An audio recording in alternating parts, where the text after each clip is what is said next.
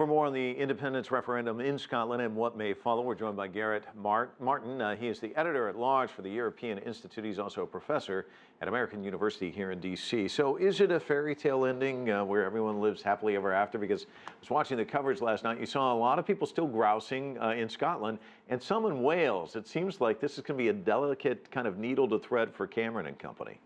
No, I think there's going to be a lot of unresolved and complicated questions ahead. I mean, the 11th hour promise of devolution of more powers to Scotland has also been accompanied by a promise of more powers to Wales and also more powers to England. But the devil is going to be the details in terms of how much power exactly is transferred to those different parts of the United Kingdom.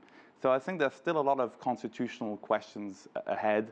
They may not be quite as tricky as if Scotland had opted for independence, but there's still a challenging road ahead. In Canada and Quebec, there were a couple of these referendums, so everybody's asking the question, is it likely that in a year or two, maybe even longer, that Scotland may try this again? What do you think?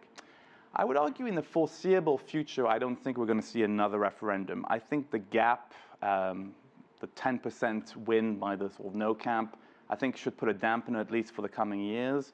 But as long as the Scottish National Party remains prominent, I think the issue is going to remain on the agenda.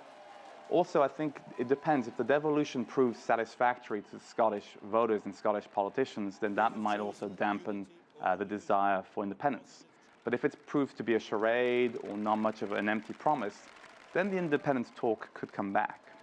Let me ask you about the ripple effect, because there's been a lot of people talking about Catalonia and some of these other areas where there's been kind of rattling. Sure. Is this likely to dampen that or actually fuel it? What do you think is going to be the impact? Well, I think it works in two different ways. On the one hand, yes, certainly it can embolden certain secessionist movements. I mean, a lot of people in Catalonia are arguing to the Spanish government, why are you not allowing us a vote, as happened in Scotland? On the other hand, if you see what happened, I mean, the EU, NATO made it very clear to Scotland that it would not be an automatic entry back into the EU or into NATO. So that could be a bit of a sort of undermine any immediate hopes for independence on the part of those movements.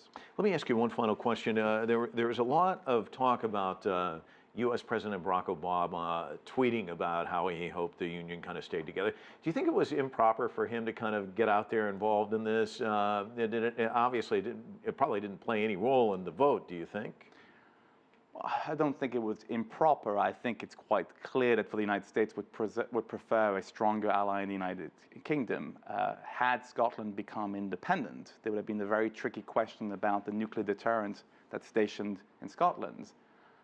That could be problematic for the United States. And also in the context of when NATO solidarity is particularly important because of the Ukrainian crisis, I think having one member sort of collapsing within would be problematic for the United States. Makes it tricky. Garret Martin, thanks so much for coming in. Really appreciate it.